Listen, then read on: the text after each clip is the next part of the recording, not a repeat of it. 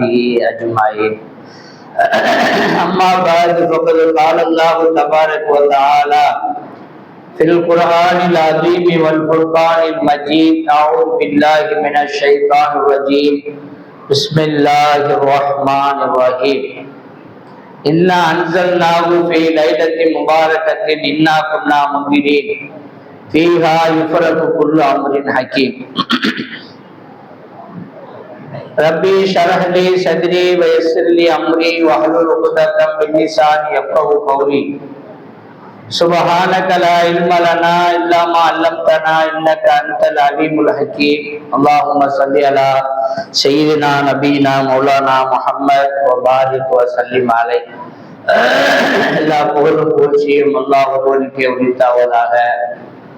சாந்தியும் சமாதானமும் அதன் நாயகம் இருளக தலைவர் எம்பெருமானார் முஹம்மது முஸ்தபா ரசூலே கரீம் ஸல்லல்லாஹு அலைஹி வஸல்லம் அவர்கள் மீதிலும் அவருடைய தோழர்கள், குடும்பத்தார்கள், உற்றார் உறவினர்கள், தாபீன்கள், தபா தாபீன்கள், நல்லவர்கள், நாதாக்கள், குறிப்பாக ஒன்று கூடியிருக்கக்கூடிய நம் அனைவர்கள் மீதிலும் அல்லாஹ்வுடைய அன்பும் அருளும் பாக்கியமும் பரக்கத்தும் பாதுகாப்பும் என்றென்றும் நின்று நிலவட்டுமாக.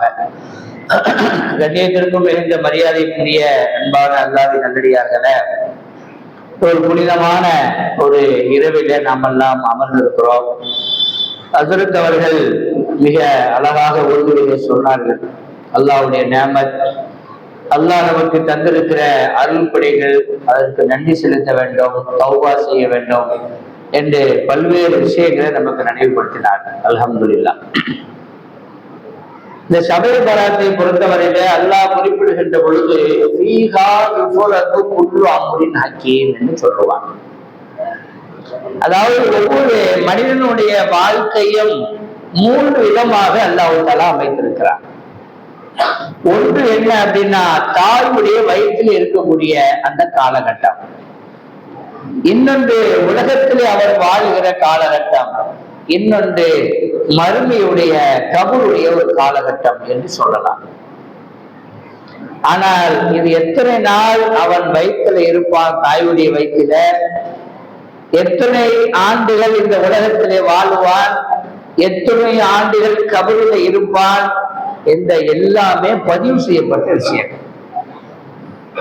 இது அல்லாஹ் எப்ப பதிவு செய்யறான் அப்படின்னு சொன்னா, இவன் உருவாகின்ற அந்த நேரத்திலேயே அல்லாஹ் பதிவு செய்து விடுகிறான். நம்ம பாக்குறோம், ஒரு புள்ள பிறக்குது, அப்பா புள்ள கூட சந்தோஷப்படுறோம். ஆம்பளை புள்ள வேணுங்கிறது ஆம்பளை புள்ள, பொம்பளை புள்ள வேணுங்கிறது பொம்பளை புள்ள பிறக்குது, சந்தோஷப்படுறோம். ஆனால் அதனுடைய முடிவு என்ன? அந்த குழந்தை நல்ல குழந்தையா அல்லது கெட்ட குழந்தையா, சஈதா ஷக்கியா என்று சொல்லுவார்கள். இவர் சீதேவியா மூதேவியா, நல்லவனா கெட்டவனா, எத்தனை ஆண்டுகள் வாழுவான், என்னென்ன உணவுகளை சாப்பிடுவான், எத்தனை திருமணங்கள் செய்வான், எத்தனை குழந்தைகளை பெறுவான், இவன் எங்கு இறந்து போவான், எப்படி இறந்து போவான், இந்த எல்லா செய்திகளுமே பிறப்பதற்கு முன்னாலேயே எழுதப்படுகிறது. பிறப்பதற்கு முன்னாலேயே அந்த மனிதனுக்கு அல்லாஹ் எழுதி விடுகிறார். எனவேதான் குழந்தை வயிற்றிலே உருவாகின்ற பொழுது நாம் துஆ செய்ய வேண்டும். ரப்பனா ஹப் லனா மின் அஸ்வாஜினா வ ذُرِّيَّاتِنَا குர்ரத ஆயுனின் வஜஅல்னா லில் முத்தகீன இமாமா. யா அல்லாஹ், அந்த குழந்தையை தரிக்கக்கூடிய பெண்ணும் சரி, அவனுடைய கணவரும் சரி, குடும்பத்தாரும் சரி, குழந்தை பிறக்கட்டு முயற்சி பண்றோம், சந்தோஷப்படுறோம். ஆனால் இந்த குழந்தை சாலிகான குழந்தையாக ஆக வேண்டும் என்று இன்னைக்கு யாரும் கவலைப்படுறா? யாரும் கவலைப்படுறது அதை பத்தி யோசிக்குது. கல்யாணம் பண்ண உடனே கேட்போம், எத்தனை மாசம் இல்லை, ஒன்னும் வரல, 4 மாசம் தான் ஆச்சு, பார்ப்போம். அப்புறம் மாசம் ஆயிட்டா 3 மாசம் அல்ஹம்துலில்லாஹ், 4 மாசம் அல்ஹம்துலில்லாஹ், இப்படியே சொல்லிட்டு வரோம். இந்த பெற்றெடுக்கக்கூடிய குழந்தையை இவள் எப்படி பெற்றெடுப்பா? நல்ல குழந்தையா கெட்ட குழந்தையா? இன்னைக்கு ரவுடியாக இருக்கட்டும், ஒரு கொலைகாரனாக இருக்கட்டும், ஒரு மதுபானத்தை அருந்துவனாக இருக்கட்டும், எல்லாமே பிறக்கிற புள்ளதானே மாறுது. எனவே நம்முடைய கடமை என்ன என்று சொன்னால், அந்த குழந்தையை இறைவா நல்ல குழந்தையாக ஆக்கி கொடு என்று கேட்க வேண்டும் என்று அல்லாஹ்வும் ரசூலும் நமக்கு சொல்லி தருவார். எனவேதான் நபிமார்கள் துஆ செய்தார்கள், யா அல்லாஹ் எங்களுடைய குழந்தை நல்ல குழந்தையாக வர வேண்டும் என்று துஆ செய்தார்கள்.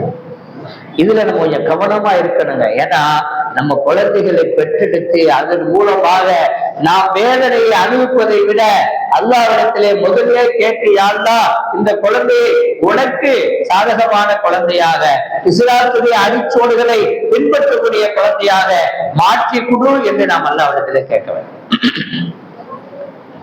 இது அல்லாஹ் எப்போ முடிவு செய்யறான்? தாயுடைய வயிற்றில் இருக்கின்ற பொழுதே முடிவு செய்து வருகிறான். அதற்கு பிறகு அல்லாஹ் சொல்ற ஒரு பரிமாணமான ஒரு வளர்ச்சி.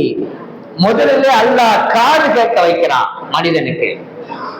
வயிற்றுல அது இந்திரிய துளியாக, சதை கட்டியாக, பிண்டமாக, அப்படியே ஒவ்வொரு மாற்றமாக வந்து அது குழந்தை வடிவிலே வருகிற பொழுது அல்லாஹ் என்ன செய்யறான்? முதல்ல காதுக்கு கேட்க வைக்கிறான்.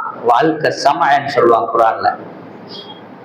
அதுக்கு பிறகு அல்லாஹ் தஆலா கண்ணை கொடுக்குகிறான். அதற்கு பிறகுதான் இதயத்தையே அல்லாஹ் தஆலா கொடுக்கிறான்.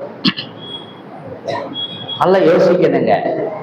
நீங்க செக்கப்புக்கு போனீங்க அப்படின்னா நீங்க எல்லாத்தையும் பார்த்துருக்காங்க. பிள்ளையோட ஹார்ட் எப்படி இருக்கு, கண்ணு பார்வை எப்படி இருக்கு, கிட்னி எப்படி இருக்கு, எல்லாத்தையும் நீங்க பார்த்து சொல்லிடுறாங்க.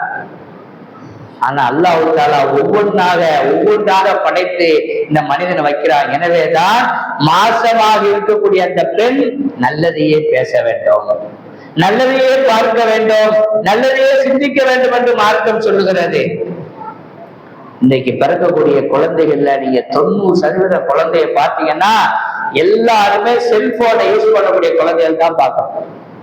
புள்ள அழுவுது அப்படிங்கிறதுக்காக செல்போனை கொடுத்து விடுகிறோம். அது எப்படித்தான் அவங்களுக்கு தெரியுதோ தெரியலங்க. வீட்டுக்குள்ள போறான், அதுல விளையாடுறான். இதுல தாய் வந்து வீட்டுக்குள்ள போ, இப்படி போய் நீ விளையாடுன்னு யாரும் சொல்லி கொடுக்கல, அவன் தான் சொல்றான். அது என்ன காரணம் என்றால் விஞ்ஞானிகள் சொல்லுகிறார்கள், அந்த கேட்கக்கூடிய திறன் அவருடைய தாயுடைய வயிற்றில் இருக்கின்ற பொழுது அந்த சக்தி அல்லாஹ் கொடுத்து விடுகிறான் அல்லவா. அந்த தாய் பார்க்கக்கூடிய அந்த சினிமா அவனுக்கு மனப்பாடம் ஆகிவிடுகிறது. அந்த தாய் பார்க்கக்கூடிய அந்த யூடியூப் அவனுக்கு வந்து விடுகிறது. வேற ஏதாவது பாட்டு எதா இருந்தாலும் அவன் காதுல என்ன போயிடுது, அப்படியே விழுந்துருது. சின்ன பிள்ளைதான் தெரியாது.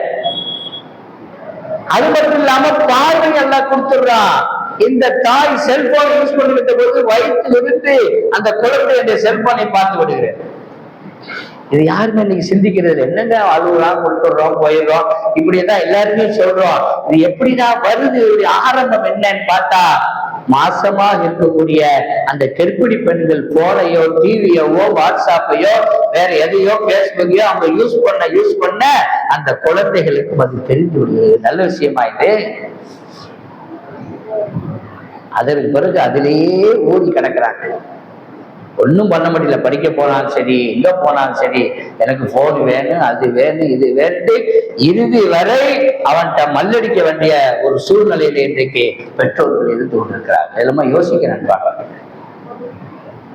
எனவேதான் அந்த குழந்தையை நாம் பெற்றெடுப்பது பெரிய விஷயம் அல்ல. அவனை நல்ல குழந்தையாக, சாலியான குழந்தையாக பெற்றெடுக்க வேண்டிய கடமையும் கட்டாயமும் அவசியமும் பெற்றோர்களுக்கு இருக்கிறது என்பதை நாம் மறந்துவிட முடியாது. எனவேதான் ரசூலுல்லாஹி ஸல்லல்லாஹு அலைஹி வஸல்லம் ஒவ்வொரு மனிதனுடைய தலையெழுத்தும் எழுதப்பட்டு விடுகிறது. இருந்தாலும் இந்த இரவு முக்கியமான இரவு. இந்த இரவிலே அல்லாஹ் என்ன செய்கிறான்? ஒரு ஆண்டுடைய கணக்குகளை எழுதுகிறான். இப்ப இன்னைக்கு நம்ம இருக்கிறோம் ஷாபான் மாசத்துடைய பாதியில இருக்கிறோம். ரமலானுக்கு 15 நாள் இருக்கு. இப்ப நம்ம அடுத்த வருஷம் வரைக்கும் என்ன செய்வோம்? புது கணக்கு போடுறோமா இல்லையா? கடையில போடுறோம், கம்பெனில போடுறோம். மார்ச் மாசம் இந்த மாதிரி வந்துட்டா அதே மாதிரி எல்லாம் புது கணக்கு போடுறான். நீ எவ்வளவு நாள் இருப்ப? நீ கல்யாணம் பண்ணுவியா, பண்ண மாட்டியா? புள்ள பெறுவியா, பெற மாட்டியா? மௌத்து எப்ப ஆகுவ? என்ன உனக்கு நோய் வரும்? என்ன நீ சாப்பிடுவ? எல்லாத்தையும் இந்த ஒரு வருஷத்துடைய கணக்கை இந்த இரவில எழுதுகிறான். அல்லாஹ் சொல்லுவான், ஒவ்வொரு விஷயத்தையும் நம்ம என்ன செய்யறோம்? பிரிச்சு எழுதுறோம். உலகத்திற்கு கோடான கோடி மக்களுடைய தலையெழுத்தையும் அல்லாஹ் எழுதுகிறான் அந்த இரவில.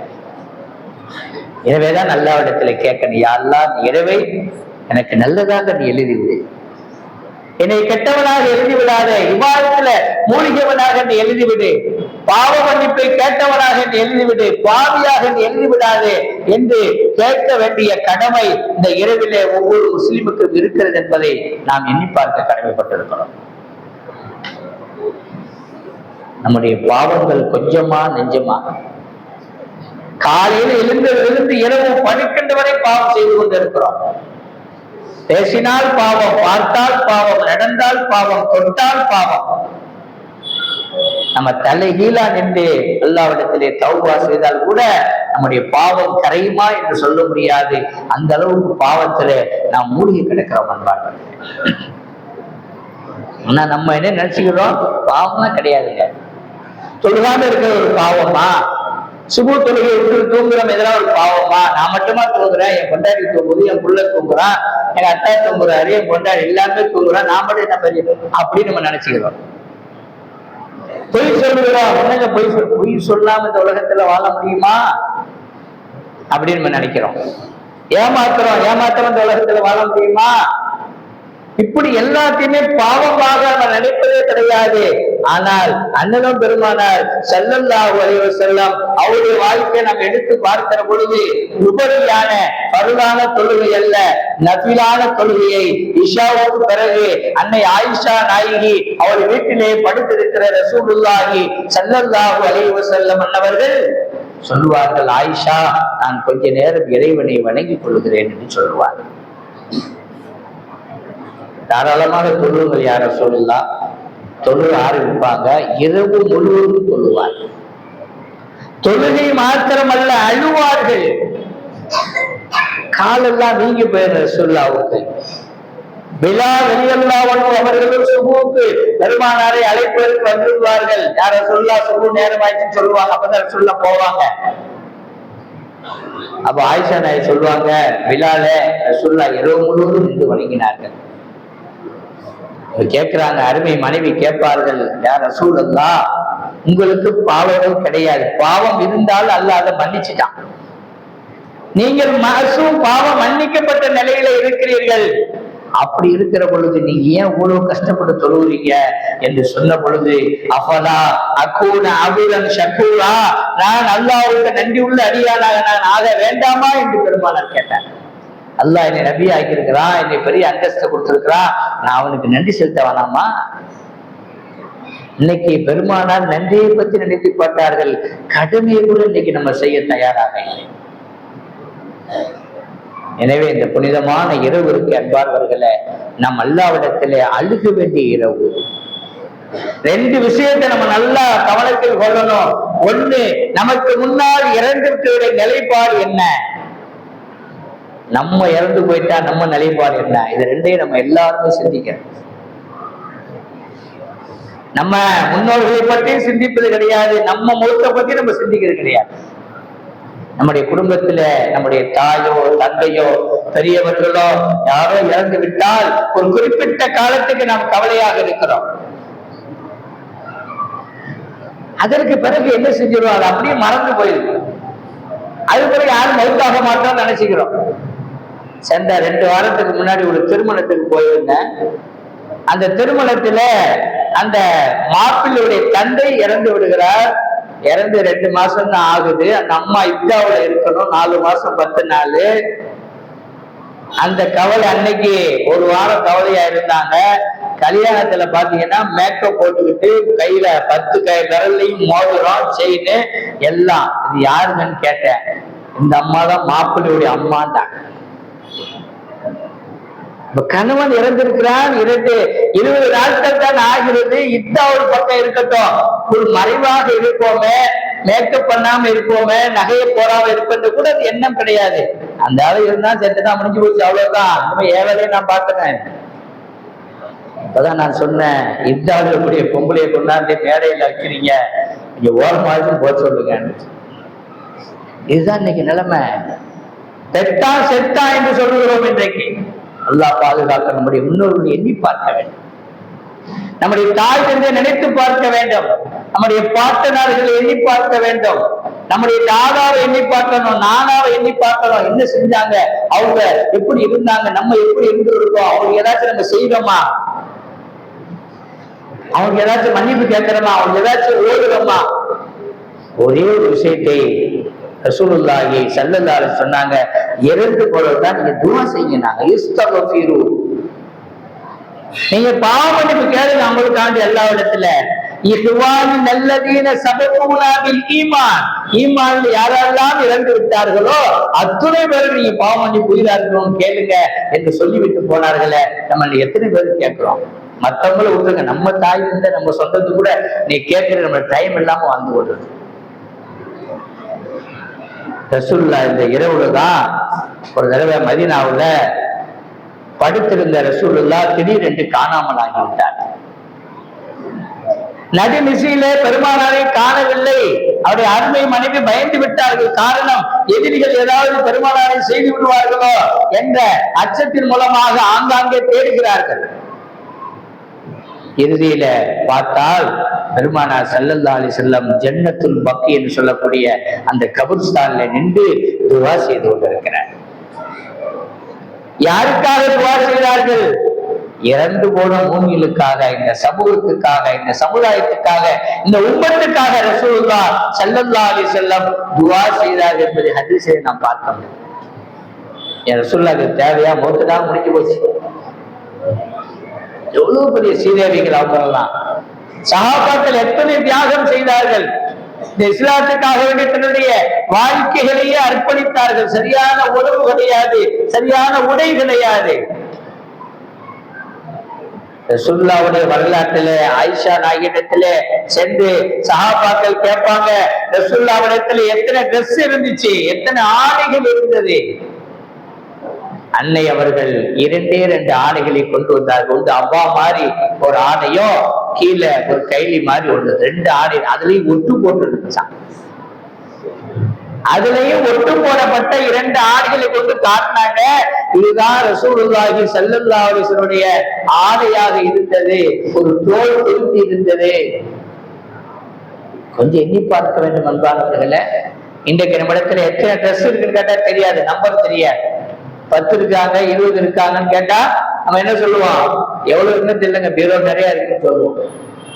ஆனா ரசூலுல்லாஹ்வுடைய ஆடையை எண்ணி விட்டார்கள். 2 ஆடை தான். அல்லாஹ் அக்பர். இரு உலகத்துக்கும் தலைவர். மக்காவிலே 13 ஆண்டுகள், மதீனாவிலே 10 ஆண்டுகள் இந்த உலகத்தையே தன்னுடைய வசப்படுத்தியவர்கள்.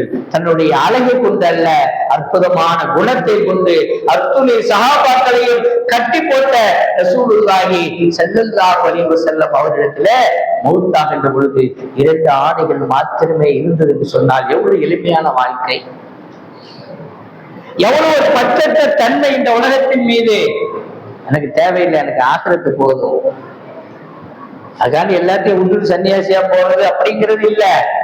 இருக்கின்ற பொழுது அன்பானவர்களே, மௌத்தையும் ஆখিরাத்தையும் கபரையும் நினைத்து நினைத்து வாழ வேண்டும். அதுக்குத்தான் இப்படிப்பட்ட இரவுகள் நம்மளை நினைவுபடுத்திக் கொண்டிருக்கிறது.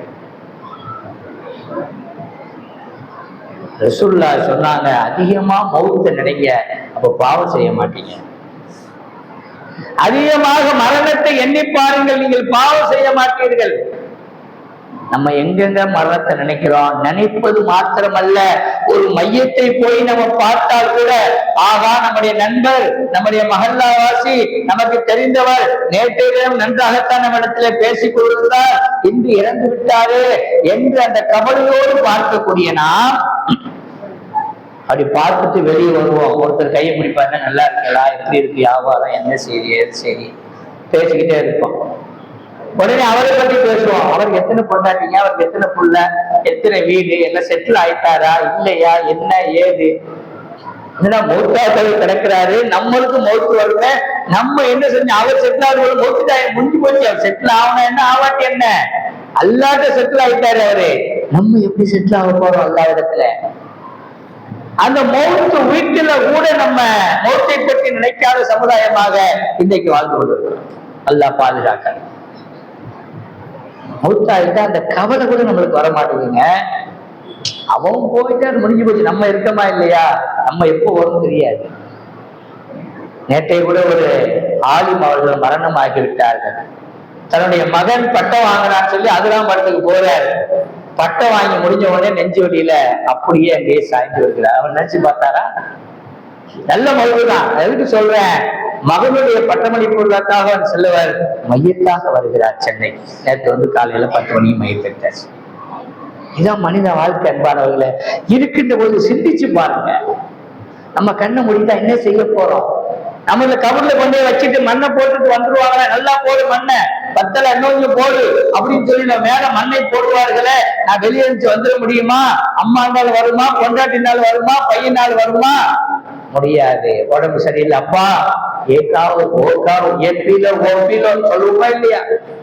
இது வேணுமா, காபி வேணுமா, டீ வேணுமா, பல்லு வேணுமா, பர்கர் வேணுமா, KFC வேணுமா, எது வேணாலும் சாப்பிடணும். அப்பாவை கவனிக்கிறோம். மௌத்தானா உன்னை மண்ணிலே வைத்து விட்டு மண்ணை மேலே போட்டுட்டு நம்ம வந்தோம். இதுதான் உலகம். எனவே நாம் மரணத்துக்கு தயாராகி கொள்ள வேண்டும். என்னுடைய மரணத்துக்கு பிறகு உண்டான வாழ்க்கையுடைய நிலைப்பாடு என்ன? நான் சரியாதான் வாழ்ந்து இருக்கிறேனா? அதை மூத்தா போயிட்டா நான் நல்ல சந்தோஷமா போயிடுவேனா? இல்ல, அப்படி சொல்லவே முடியாத ஒரு சூழ்நிலை தான் இருக்கு. எனவே இந்த இரவில நாம் அதிகமாக அல்லாஹ்விடத்திலே பாவ மன்னிப்பு கேட்டு இனிமேலும் பாவம் செய்ய மாட்டேன், செய்யக்கூடாது என்ற எண்ணத்தோடு நாம் வாழுகிற பொழுது நம்முடைய தலையெழுத்தை அல்லாஹ் வருகின்ற ஆண்டு வரை சிறப்பானதாக அப்பா. மௌத்து வந்தா யாரும் அதை இது பண்ண முடியாது, மௌத்துக்கு ஓடவும் முடியாது. அல்லாஹ் சொல்லுவான், மௌத்தை மக்கள் வெறுக்கிறார்கள், ஆனால் அந்த மரணம் அவர்களை வந்து தீர்வு. அன்பாளர்களே, ஒரே ஒரு செய்தி, 50 வயது நமக்கு ஆகிவிட்டது என்று சொன்னாலே நாம் கொஞ்சம் உஷாரா இருக்கிறார்.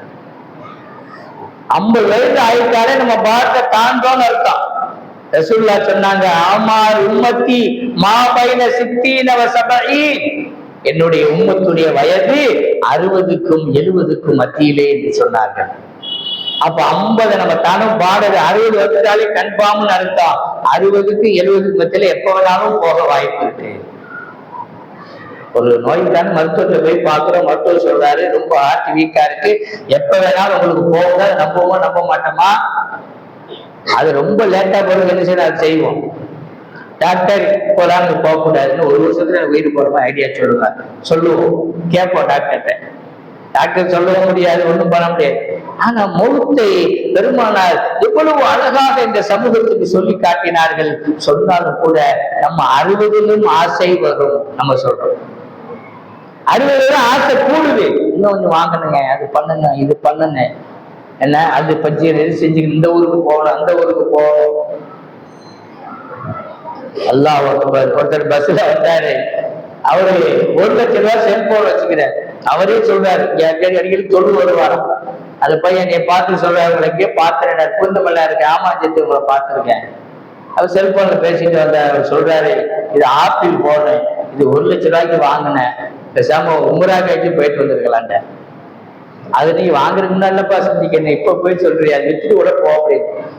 பெருமாள் உலகத்துடைய ஆசைகள் நம்மை மூழ்கி கொண்டிருக்கிறது. இது வாங்கணும், அது வாங்கணும், எல்லாமே போனதுதான். 10,000 போனதுதான், 1 லட்சம் போனதுதான். அப்ப உலக ஆசை நம்மளை விட மாட்டேங்குது. இது வேணும், அது வேணும், அப்படி செய்யணும், எப்படி செய்யலாம். நல்ல காரியத்துக்காக நாம் நேரம் ஒதுக்குவதும், நம்முடைய பணம் காசுகளை செலவு செய்வதும் இன்னைக்கு மிக கம்மியாயிட்டு. இதுதான் நாளைக்கு நம்மளோட வரப்போகுது. செல்போன் வராது, காரு வராது, பைக்கு வராது, வீடு வராது, மனைவி மக்கள் யாரும் வரமாட்டார்கள்.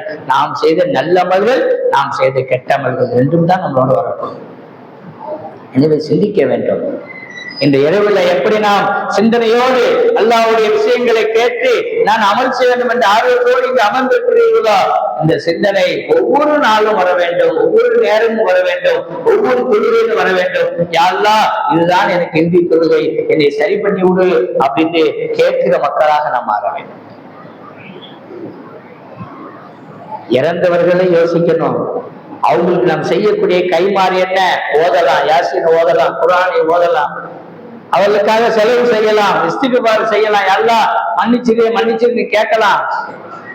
நம்ம வாழ்க்கை சரி, 2 விஷயத்தை சரி செய்ததுதான் இந்த இரவுடைய பிரதானமான அமல் என்பதை பெருமானார் ஸல்லல்லாஹு அலைஹி வஸல்லம் சொல்லிட்டாங்க. இன்னொரு விஷயம் என்னன்னா, நம்ம யாருமே இறுதி நேரத்தை பற்றி நாம் சிந்திப்பதே கிடையாது. மௌத்து வர்றது எல்லாருக்கும் தெரியும், மௌத்தை யாரும் மறுக்கல. ஆனா அது நிலைமை எப்படி இருக்கு, இறுதி நேரம் எப்படி இருக்கும்? நான் களிமா சொல்லி மௌத்தாகுவானா, களிமா சொல்லாம மௌத்தாகுவானா, ரோட்ல மௌத்தாகுவானா,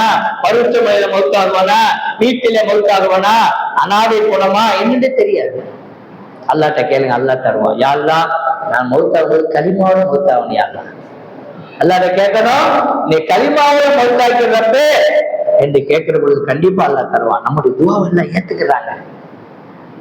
நம்ம கேட்கறது இல்ல, அல்லாஹ் கொடுக்கிறதுக்கு என்றைக்கும் குறைந்தவன் அல்ல, வெட்கப்படவும் மாட்டான். ஆனா நாம் கேட்கறதுக்கு அல்லாஹ்விடத்தில் வெட்கப்படுகிறோம். என்னைக்காச்சும் நம்ம அல்லாஹ் நீ நல்ல மௌத்து தான் கேட்டிருக்கோமா? மௌத்து சொன்னாலே பயம், வந்து பாத்துக்கலாம். அது வர நேரத்தில் வளர்த்தாரு, நல்லபடியா வரணும்லங்க. ரோட்ல அடிபட்டு ஹாஸ்பிட்டல்ல போய் கீறி கிழிச்சு அந்த மாதிரிலாம் வராம, யாரெல்லாம் எனக்கு நல்ல மௌத்த வீட்டுல கொடு, இல்லைன்னா பள்ளியில கொடு, இல்லைன்னா காபத்துலால கொடு, இல்லைன்னா மதீனாவுல கொடு, இப்படி ஏன் நம்ம கேட்கக்கூடாது? மௌத்தாவது விரும்பி ஆயிடுச்சு, நல்ல மௌத்த கேட்கணும். ரசூலுல்லாஹி ஸல்லல்லாஹு அலைஹி வஸல்லமுடைய அருமையான சஹாபாக்கள் என்ன செய்தாங்க? பெருமானாட்ட வந்து சொன்னாங்க. உமர் ரலியல்லாஹு சொல்லுவாங்க, யா ரசூலுல்லாஹ், நான் ஷஹீதாக வேண்டும், எதிரிகளால் குத்தப்பட வேண்டும், ஆனால் மதீனாவிலே நான் இருக்க வேண்டும் என்று கேட்டார். உங்கள் அருகாமையிலே இருக்க வேண்டும், ஆனால் மதீனாவிலே குத்தப்பட வேண்டும். ரெண்டுமே முகால், நடக்காத விஷயம். போருக்கு வெளியில சென்றுதான் போர் செய்ய வேண்டும், அங்குதான் எதிரிகள் அடிப்பார்கள், குத்துவார்கள். மதீனாவில எதிரிகள் கிடையாது, எல்லோரும் முஸ்லிம்கள். எப்படிங்க நடக்கும்? ஆனா ரசூலுல்லாஹ் சொன்னாங்க, உன்னுடைய துஆவை எல்லாம் ஏற்றுக்கொள்வானான்னு சொன்னாங்க. ரசூலுல்லாஹ்வுடைய வாழ்க்கையின் மீது, அந்த வார்த்தையின் மீது சஹாபாக்களுக்கு முழுமையான நம்பிக்கை இருந்தது. நான் வந்து இப்ப இங்க இருக்கிறேன், நான் மக்கால போய் நாளைக்கு மௌத்தா வந்து எப்படி போக முடியும்? பிளைட் பிடிக்கணும், போகணும், விசா அடிக்கணும், அப்பதான் போத்தாங்க. ஆனா போட்டுக்கிட்டு வச்சிருந்தா போயிடலாம். ஒண்ணுமே போடல, பாஸ்போர்ட்டே இல்ல, எப்படி போக முடியும்? அதே மாதிரி உமர் தான் நினைக்கிறாங்க. ஆனால் அல்லாஹ் அந்த துஆவை கபூல் செய்தான். ஒரு தடவை உமர் ரலியல்லாஹு அன்ஹு ஃபஜ்ர் தொழுகையில சஃப்பை சரி செய்து கொண்டிருந்தார்கள். அவங்கதான் இமாம். யார் யார கலீஃபானாலும் நேரம் இல்லைங்க, ஓரமான இல்லைங்க, முன்னாடி வாங்க, அப்படிதான் சஃப்பை சரி செய்வாங்க. செய்யும்போது ஒரு யூதன் என்ன செய்யறான்? ஒரு எதிரி தன்னுடைய கத்தியிலே விஷத்தை தடகி இருக்குதானே உமர் அதன் வயிற்றிலே குத்தி விடுகிறான். உடனே மயங்கி கீழே விழுகிறார்கள், குடல் சரிந்து விடுகிறது. சஹாபாக்களை சரி செய்தார். உடனே அவனை பிடிங்க பிடிங்க பிடிங்கன்னாங்க, பிடிக்காதேன்ட்டாங்க. குத்துறவனை பிடிங்கன்ட்டாங்க. உடனே என்ன செய்தார்கள்? உமர் ரலியல்லாஹு கொஞ்ச நேரம் கண்ணு முழிச்சு பார்த்து கேட்டாங்க, தொழுகை முடிந்து விட்டதா கேட்கிறேன். ஃபஜ்ர் தொழுகைங்க, தொழுகை முடிந்து விட்டதா? வேற ஒரு சஹாபி தொழு வச்சுட்டாருன்னு சொன்னாங்க. அதுக்கு பிறகு என்ன செஞ்சாங்களா? பாலை கொடுத்தாங்க. யாருக்கு? உமர் குடிச்சா வெளியே வருது கண்டுபிடிக்கிறதுக்காண்டி பார்த்தா ரத்தமும் பாலாக கலந்து வருகிறது. குடிக்க குடிக்க வெளியே ஆகிட்டே இருக்கு, ஒண்ணுமே பண்ண முடியாது சொல்லிட்டாங்க. எனக்கு வைத்தியம் பண்ணாதீங்க, விட்டுருங்க, நான் சீக்கிரமாக இறந்து விடுவேன்னு நினைச்சேன். அப்பதான் அவங்க சொல்லி கேட்டாங்க, குத்தப்பட்டதை கூட அவர்கள் யோசிக்கவில்லை. நபிகள் நாயகம் ஸல்லல்லாஹு அலைஹி வஸல்லம் செய்த அந்த துஆ இன்றைக்கு கபூல் ஆகிவிட்டது. நான் மதீனாவிலே மரணமாகிறேன், எதிரி என்னை குத்தி விட்டான், நான் ஷஹாதத்துடைய மரணத்தை அடைகிறேன் என்று சொன்னார்களே, அதைத்தான் நாம் எண்ணி பார்க்க வேண்டிய நல்ல மரணம், அழகான மரணம். மதீனாவுல மௌத்தா போறது சாதாரண விஷயமாங்க. அல்லாஹ் அக்பர். பலர்கள் வந்து உட்கார்ந்துக்கிறாங்க மதீனாவுல, என்ன மௌத்தா வரணும்னு சொல்லி. அந்த கபருஸ்தான் சாதாரண கபருஸ்தான் அல்ல. நாளை மறுமையில அல்லாஹ் தஆலா அந்த கபருஸ்தான்ல அடைக்கப்பட்டவர்களை அப்படியே சொல்றதுக்கு போங்கன்றான். எந்த கேள்விகளும் கிடையாது. அவர்கள் பக்கி என்று சொல்லுவார். அல்லாஹ் அப்படிப்பட்ட பாக்கியத்தை நமக்கு, நல்ல மரணத்தை எங்கேயும் சரி எங்க போனா நல்ல அதை மட்டும் அல்லாஹ்ட்ட கேளுங்க.